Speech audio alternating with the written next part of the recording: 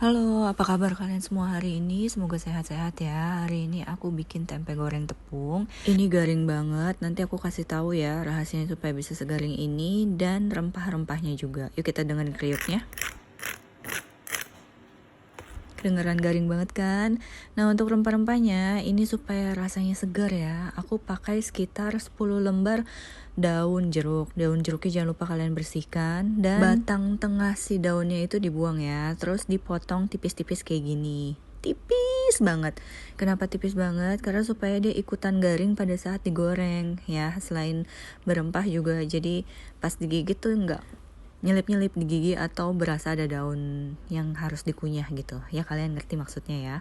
Dan juga aku kasih daun bawang. Di sini daun bawang yang aku kasih ini cuma 1 batang aja ya.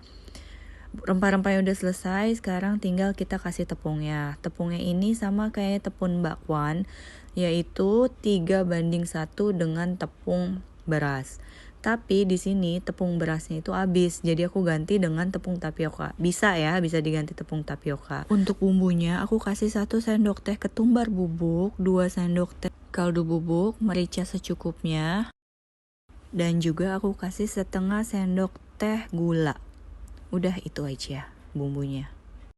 Kenapa aku nggak kasih garam? Karena di sini kaldu bubuknya udah banyak. Kaldu bubuk kan juga asin ya.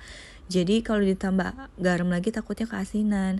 Dan air secukupnya. Di sini aku ngambil air sekitar 100 sampai 150 ml. Cuma diatur aja konsistensinya sampai konsistensinya itu kental kayak gini ya. Jadi tapi jangan terlalu cair karena kalau terlalu cair nggak nempel. Tempenya aku pakai tempe biasa, aku potong setebal gini ya, tipis aja, tipis-tipis setebal itulah ya. Nah, sekarang tinggal kita goreng. Pastikan minyaknya panas sebelum kalian goreng ya. Dan ini jangan overcrowded. Kenapa? Kalau kalian over, nanti tempenya tuh jadi pada nempel-nempel semua. Di sini dengan minyak sebanyak ini, aku cuma masukin 4 tempe aja. Jangan terlalu dibolak-balik pada saat awal-awal dimasukin. Kenapa? Karena tepungnya belum ngeset. Jadi kalau misalnya kalian bolak-balik pada saat tepungnya masih basah, nanti tepungnya jadi hancur. Dan kalau udah golden brown seperti ini, siap-siap untuk diangkat dan ditiriskan dari minyaknya. Ulangi proses ini sampai tempenya habis. Asli ya, suami aku tuh sebenarnya nggak terlalu suka tempe. Tapi kalau misalnya aku bikin tempe goreng tepung ini, bakalan habis semua sama dia. Karena emang seenak dan segaring itu. Jangan lupa di recook ya.